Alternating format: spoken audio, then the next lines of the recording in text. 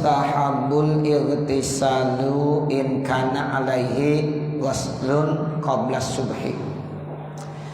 Dan disunnahkan mandi manakala orang itu memang punya kewajiban mandi sebelum subuh. Jadi kalau kita lagi puasa nih Bapak Saudara, malam harinya kebetulan ya orang tersebut habis melakukan hubungan suami istri. Nah itu disunnahkannya sebelum subuh udah mandi. Ya, jadi sebelum subuhnya udah mandi terlebih dahulu. Itu sih sunnah, ya bukan berarti wajib. Jadi ketika dia makan sahur, nah itu kalau bisa dalam keadaan sudah terangkat hadas besarnya, junubnya sudah terangkat. Tapi kalau mau sholat subuh ya wajib. Gitu. Kalau mau sholat subuh ya wajib mandi. Nah sekarang sebelum sholat subuh dia mau makan tuh. Nah itu kalau bisa jangan dalam keadaan junub. Ya, diharapkan supaya dia mandi terlebih dahulu. Nah hukum mandi pada saat mau makan sahur itu ya sunnah. Tapi nanti ketika mau melaksanakan sholat subuh maka mandi di situ hukumnya apa? Wajib. Nah ini yang dimaksud wa yustahabu al-ightisalu in kana alaihi ghuslun qabla subhi liyu'addiyal ibadata ala taharati. Tujuannya supaya orang itu bisa melaksanakan ibadah dalam keadaan suci. Tujuannya begitu. Yang namanya makan sahur kan ibadah. Betul enggak? Betul, makan sahur itu ibadah. Walaupun makan tapi ibadah. Itulah namanya makan sahur. Nah sehingga pada saat kita makan sahur kondisi kita mestinya dalam keadaan toharoh, dalam keadaan suci. Nah jadi kalau seandainya kebetulan kita punya hadas besar, mandi terlebih dahulu. Namun diingat mandinya hukumnya apa? Sunnah. Jadi ada yang bilang, Ustaz bagaimana kalau saya mandi nggak keburu udah mau imsak? Ya udah makan aja. Tapi nanti ada jalan lain, minimal bersih-bersih, ambil air wudhu. Ya, jadi itu solusi keduanya, bersih-bersih, ya cuci, ya jangan sampai ada najis, ambil air wudhu, makan.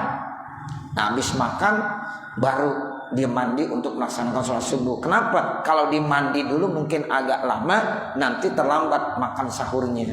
Tapi kalau seandainya memang masih ada waktu, ya itu diharapkan lebih bagusnya mandi sebelum makan sahur. Wa min samma, karena dari sanalah nudiba lahul mubadaratu ilal ightisali akibal ihtilami naharon. Dianjurkan, disunnahkan bagi orang ya cepat-cepat untuk mandi kalau dia habis ihtilam di siang hari. Artinya ada orang puasa, Bapak Saudara. Nah kemudian di siang harinya dia tidur. Nah dalam tidur siangnya bermimpi ihtilam, mengeluarkan air sperma. Misalnya jam 11 atau ditidur habis zuhur jam 2 siang. Ya ternyata dalam tidurnya dia bermimpi. Dalam mimpinya itu ihtilam, mengeluarkan air sperma. Nah bagaimana? Hukum puasanya sah. Hukum puasanya apa? Sah. Namun setelah bangun tidur sunnah segera untuk mandi supaya terangkat hadas besarnya. Karena dia dalam posisi lagi apa? Lagi ibadah. Dia lagi puasa masalahnya. Posisinya lagi puasa. Orang yang lagi puasa kan ibadah. Nah karena dia lagi ibadah, nah makanya ya itu diharapkan supaya ya dia cepat-cepat mandi. Karena dia tidur, namun dalam tidurnya bermimpi ihtilam, namanya mengeluarkan air sperma. Jadi jangan sampai kita punya anggapan, wah saya tidur kemudian ihtilam, batal berarti. Enggak batal. Ya sebab orang tidur kan nggak tahu. Ya jadi pada saat dia tidur dia bermimpi ihtilam, mengeluarkan air sperma, itu nggak batal puasanya. Ya namun dianjurkan cepat-cepat kalau udah bangun terjaga dari tidurnya untuk mandi. Kenapa? Karena posisi dia dalam keadaan ibadah. Nah kalau orang yang lagi ibadah diharapkan terus bersih, suci. Nah jangan sampai dia punya hadas besar dalam kondisi dia ibadah. Jadi nanti kalau ada yang nanya, Ustaz itu kalau seandainya orang puasa kemudian tidur, dalam tidurnya bermimpi mengeluarkan air sperma, batal nggak puasanya? Berarti jawabannya apa? Tidak batal. Nah kemudian bagaimana sikap kita? Langsung mandi, mengangkat hadas besarnya, karena itu hukumnya sunnah. Ya, mandi segeranya hukumnya sunnah. Ya, itu. Tapi kalau mau sholat zuhurnya atau mau sholat asarnya, ya wajib. Karena dia mau sholat zuhur, ya dia mau sholat asar, wajib mandi. Tapi kalau dia memang nggak mau sholat asar, nggak mau sholat zuhur, nah mandinya disegerakan, hukumnya sunnah, supaya kondisinya dalam ibadah dalam keadaan suci, nggak punya hadas besar. Wali alla yasilal ma'u ila nahwi batini uzunihi au duburihi, dan diharapkan jangan sampai air itu sampai ke umpama bagian dalam telinganya atau duburnya. Cuma yang diperhatiin itu aja. Pada saat mandi hadas besar di siang hari karena habis ihtilam dia, ya, nah itu diharapkan jangan sampai air ada yang masuk ke bagian dalam telinganya, lubang telinga yang dimaksud. Jangan masuk ke bagian dalam lubang telinga atau lubang duburnya. Ya, sebab kalau masuk nanti air itu batal. Ya, jadi ke lubang telinganya jangan. Ya, nanti batal. Atau ke lubang duburnya jangan juga, sebab itu bisa membatalkan puasa. Wamin sama, dan dari sanalah yang bagi lahu seyogianya, sepantasnya bagi orang tersebut apa? Ghuslu hazihil mawadi qoblal ya sahari, ya membasuh, mencuci tempat-tempat ya yang memang di bagian-bagian kemaluannya tuh sebelum waktu sahar. Ya, sebelum dia makan sahur. Nah kalau bisa ya tempat-tempat yang memang tadinya dia bisa mengeluarkan air sperma, ya itu tolong dibersihkan. Illam yatahayya lahul ghuslu, kalau memang orang itu belum siap mandi al-kamilu yang sempurna qablahu sebelumnya. Jadi kalau memang dia belum sempat mandi secara sempurna, ya minimal dah ya tolong dibersihkan. Ya, apalagi bisa ambil air wudhu. Walil khuruji, karena keluar juga min qauli Abi Hurairah radhiyallahu anhu, dari perkataan Imam Abi Hurairah radhiyallahu an biwujubihi, dengan kewajibannya. Sebab memang ada yang menyatakan, termasuk pendapat Imam Abu Hurairah, sahabat Abu Hurairah bilang begitu, wajib mandinya. Kenapa? Karena ada hadis lil khabaris sahihi, karena ada hadis sahih begini, man asbaha junuban fala sauma lahu. Tuh, ada hadis begitu bunyinya. Ini hadis sahih riwayat Imam Abu Hurairah. Makanya Abu Hurairah bilang wajib dimandi. Man asbaha junuban, siapa-siapa yang pagi harinya dalam keadaan junub, fala sauma lahu, maka itu tidak namanya puasa.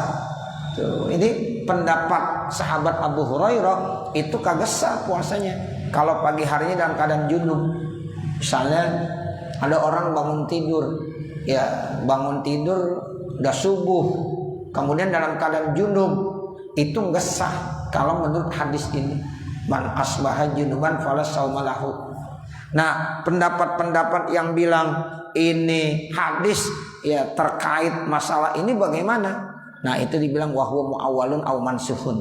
Itu pendapat seperti Imam Syafi'i, Imam Hanafi, Imam Maliki, Hambali. Oh, ini hadis muawwal, atau ini hadis dinasakh. Jadi udah enggak berlaku lagi. Sebab memang awal-awal begitu katanya. Awal-awal. Ya, dulu kan yang namanya orang puasa, Pak, saudara, kalau udah melaksanakan sholat isya, udah kagak boleh hubungan lagi, enggak boleh makan lagi. Misalnya nih kita puasa, kemudian kita langsung sholat isya, udah waktunya isya. Tuh habis sholat isya udah nggak boleh berhubungan sama suami istri. Itu begitu tuh awal-awal. Nah kemudian dinasah. Ya akhirnya boleh. Ya boleh melakukan hubungan sampai kapan? Sampai terbit fajar. Boleh makan sampai terbit fajar, walaupun udah sholat isya.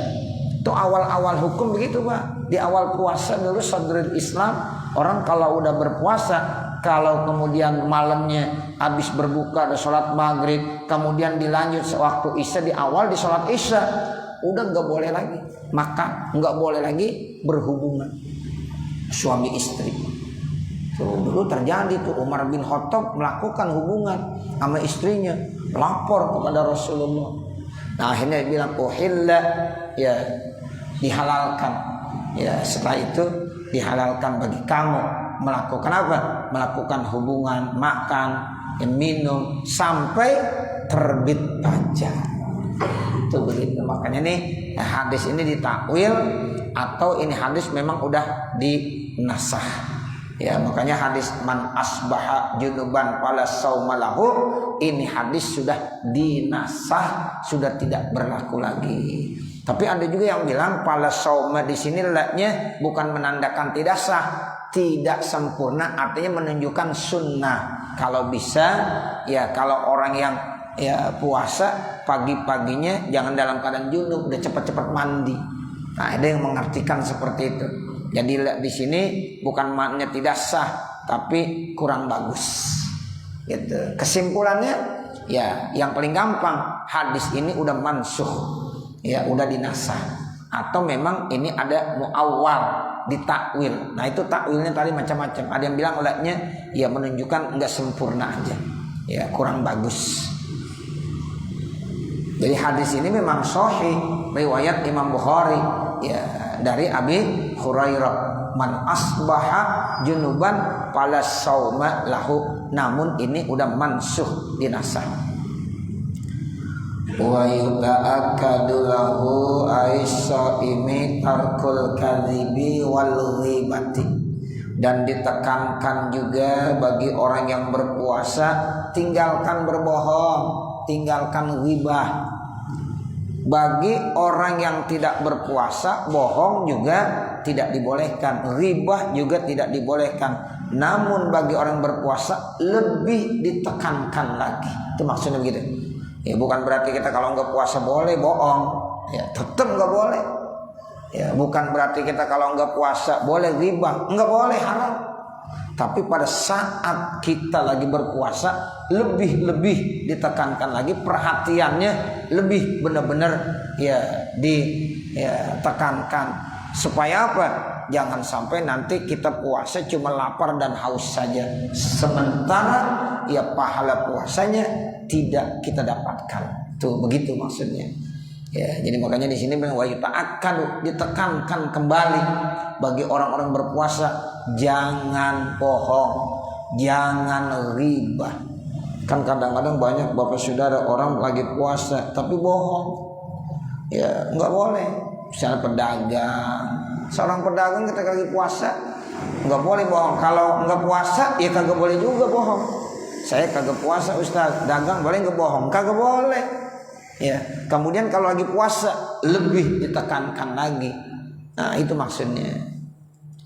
Wa in ubiha, sekalipun dibolehkan itu ya kazib dan ghibah tiba disuari di sebagian ya beberapa bentuk dan gambaran. Kadang-kadang boleh ghibah, kadang-kadang boleh bohong di dalam bentuk-bentuk tertentu. Seperti ada orang ya dikejar-kejar, dizolimi, ya mau dipukulin, kemudian bersembunyi, dia minta pertolongan sama kita, tolong ya sembunyikan saya dikejar-kejar, saya mau dizolimi, saya mau dipukulin. Nah sekarang kita sembunyikan, dia nanya tuh, bapak kira-kira bapak lihat nggak orang yang tadi lari ke sini? Nah itu kita bohong, nggak tahu saya, boleh nggak tuh bohong begitu? Boleh. Jangan kita jujur, oh iya nggak boleh bohong ya. Iya bener nih ada yang ngumpet di sini, habis mati udah orang tersebut.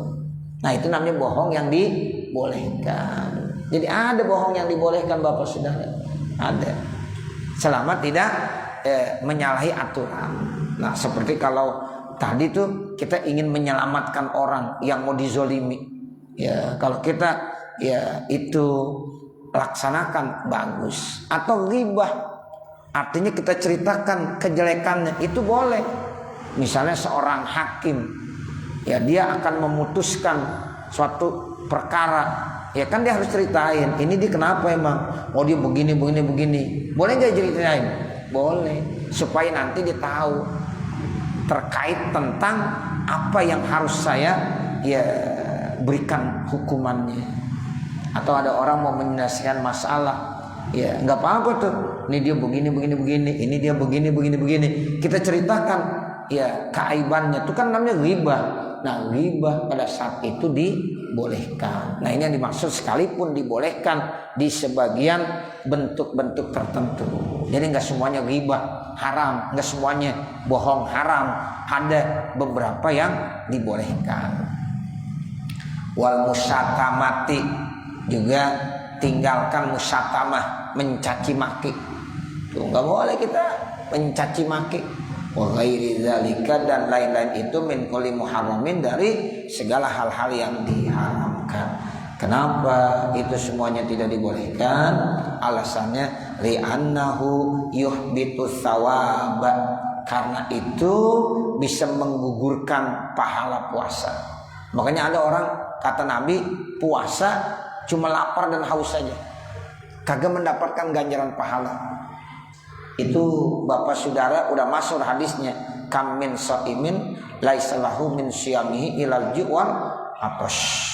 Berapa banyak orang-orang yang berpuasa namun sayang dia hanya lapar dan haus saja, sementara dia tidak mendapatkan ganjaran pahala sama sekali. Nah ini yang dimaksud. Ya, karena perbuatan yang tadi tuh, misalnya riba, bohong, mencaci maki, itu termasuk yang bisa menggugurkan pahala puasa. Walaupun puasanya kagak batal, tapi pahalanya yang gugur, dia tidak akan mendapatkannya. Nah ini yang susah.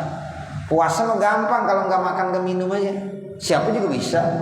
Ya kalau disuruh nggak makan nggak minum dari mulai subuh sampai ya terbenam matahari atau maghrib, gampang. Cuma bagaimana kita bisa mengendalikan hawa nafsu yang ada di dalam diri kita, itu yang susah. Ya kadang-kadang ujian orang lagi puasa banyak bapak saudara. Ya hari pertama aja udah banyak ujian cobaannya, apalagi nanti di hari-hari yang terakhir. Nah itu yang kita diuji, bagaimana kita bisa mengendalikan hawa nafsu atau enggak. Yang namanya bohong, yang namanya mencaci, riba, ya itu yang berat. Apalagi an-nazrah bisyahwat, ngelihat dengan penuh syahwat, itu yang berat kelihatannya. Ya kita kalau lagi puasa pergi ke mall misalnya di siang hari, itu ujiannya banyak kayak kira-kira. Banyak. Ya Ustaz, saya kalau ke mall saya pakai kacamata hitam aja dah. Ya pakai kacamata hitam kan kelihatan juga. Ya ada yang dilihat juga kan. Nah itu an-nazar bisyahwanya kalau memang benar-benar terjadi, nah itu bisa membatalkan pahala puasa. Begitu bapak saudara. Jadi beratnya di situ tuh. Kalau nggak makan nggak minum sih saya pikir banyak orang bisa.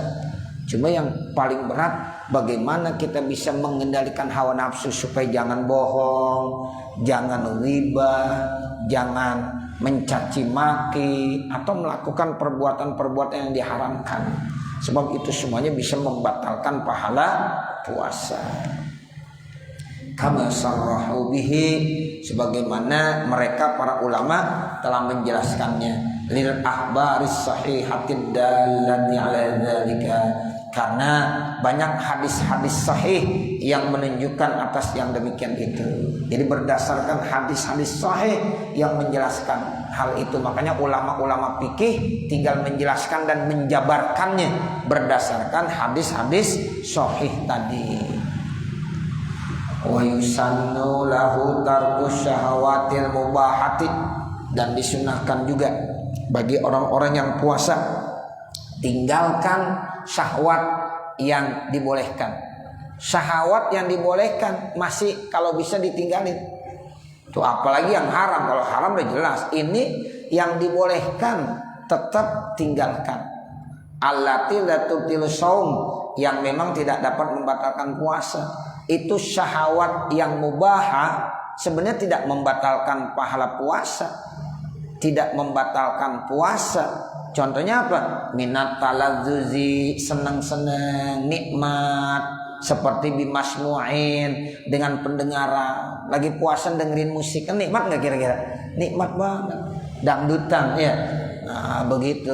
Lagu Epi Tamala disetel lah. Ya dari jam berapa itu terus sampai asar, Ustaz daripada nggak ngapa-ngapain ya setel musik aja dah. Tuh sebenarnya nggak apa-apa, cuma tetap itu tarkus syahawatil mubahah namanya. Mendengarkan musik kan boleh, iya kan?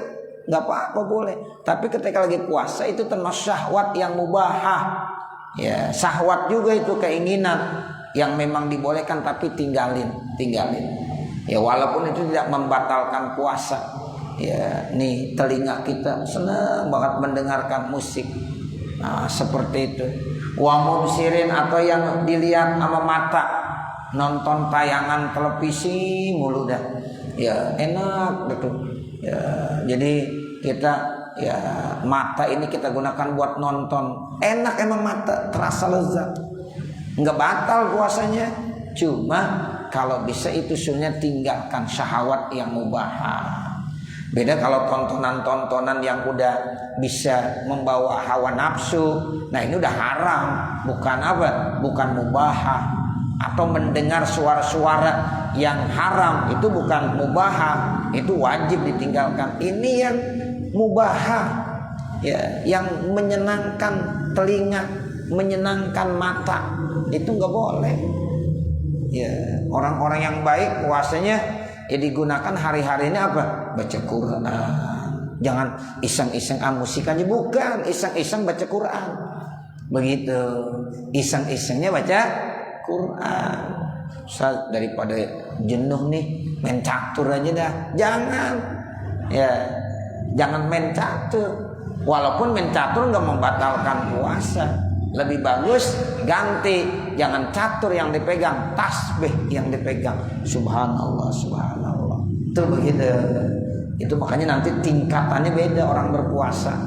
Ya, kalau tiap hari main catur, siang hari dihabiskan sambil nunggu waktu maghrib, jalan-jalan, pandang sana, pandang sini, ngelihat sana, ngelihat sini, itu memang boleh, tapi itu tinggalkan. Tarkus syahwat namanya.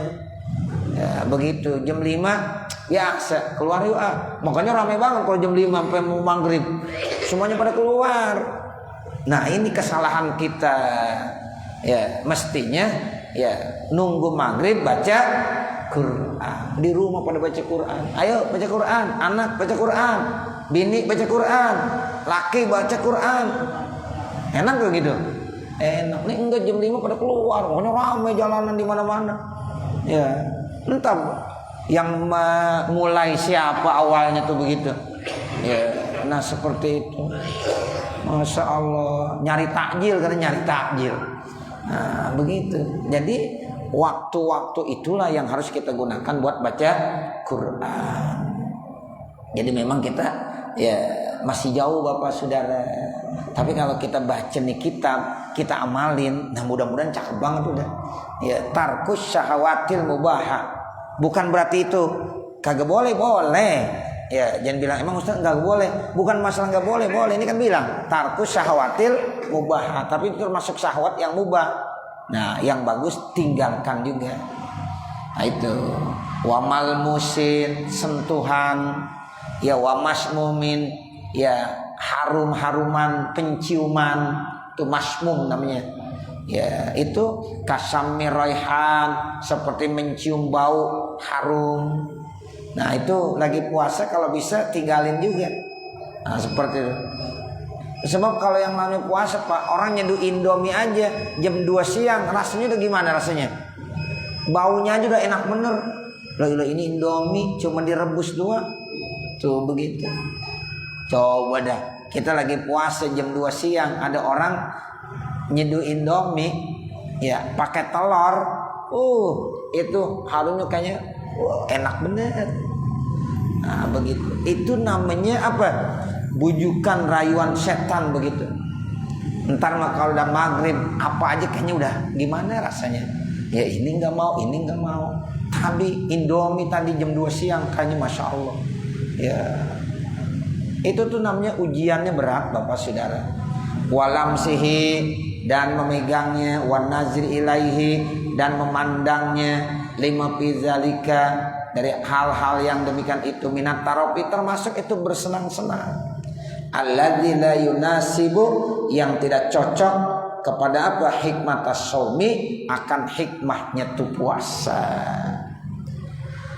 Wa yukrahu dan dimakruhkan lahu bagi orang tersebut zalika hal-hal yang demikian itu, kulluhu semuanya, kadukhulil hammam seperti masuk ya, hammam itu artinya pemandian secara umum, masuk ke tempat pemandian. Kan ada pemandian umum ya, hammam itu namanya pemandian umum. Kalau di Gucci itu ada ya, di teater misalnya atau di mana kan ada beberapa tempat yang memang itu digunakan untuk pemandian umum. Nah itu kalau bisa lagi puasa jangan ya, jangan tuh masuk ke kawasan begitu. Nah itu dimakruhkan semuanya tuh ya, seperti jadi kalau bisa kita jaga diri kita seperti itu. Nah, nanti baru fa in syatamahu ahadun. Bagaimana kalau seandainya ada seseorang yang mencaci maki dia sementara dia lagi puasa? Nanti diajarin Rasulullah. Sampai situ dulu ya. Ya tandain fa in syatamahu ahadun tadzakkara dan seterusnya. Mudah-mudahan apa yang kita baca pada kesempatan malam hari ini ada manfaatnya, khususnya untuk pribadi saya dan mudah-mudahan juga untuk para hadirin jamaah sekalian. Akhirnya manakala di sana sini terdapat kesalahan dan kekurangan, saya mohon dibukakan pintu maaf yang sebesar. Alhamdulillahirabbil alamin. Al-Fatihah. A'udzu billahi minasyaitonir rajim. Bismillahirrahmanirrahim. Alhamdulillahirabbil alamin. Arrahmanir rahim. Maliki yaumiddin. Iyyaka na'budu wa iyyaka nasta'in. Ihdinas siratal mustaqim. Siratal ladzina an'amta 'alaihim ghairil maghdubi 'alaihim waladdallin. Rabbighfirli wa liwalidayya amin. Bismillahirrahmanirrahim. Alhamdulillahi rabbil alamin. Hamdan yuwaffi ni'amahu wa yukafi mazidah. Ya Rabbana lakal hamdu wa lakal syukru kama yanbaghi li jalali wajhikal karim wa li'azim sultanik. Subhanaka la nuhsi thana'an 'alaika kama asnaita 'ala nafsik walakal hamdu hatta tarda. Allahumma shalli 'ala sayyidina Muhammadin wa 'ala ali sayyidina Muhammad. Allahumma inna nas'aluka ridhaka wal jannah wa na'udzubika min sakhatika wan nar. Allahumma shrah lana sudurana wa yassir lana umurana warham amwatana washfi mardana waqdi hawaijana wahdim bisolihati a'malana birahmatika ya arhamar rahimin. Rabbana atina fid dunya hasanah wa fil akhirati hasanah wa qina adzabannar. Wa sallallahu ala sayyidina Muhammadin wa ala alihi wa sahbihi wa sallama walhamdulillahi rabbil alamin.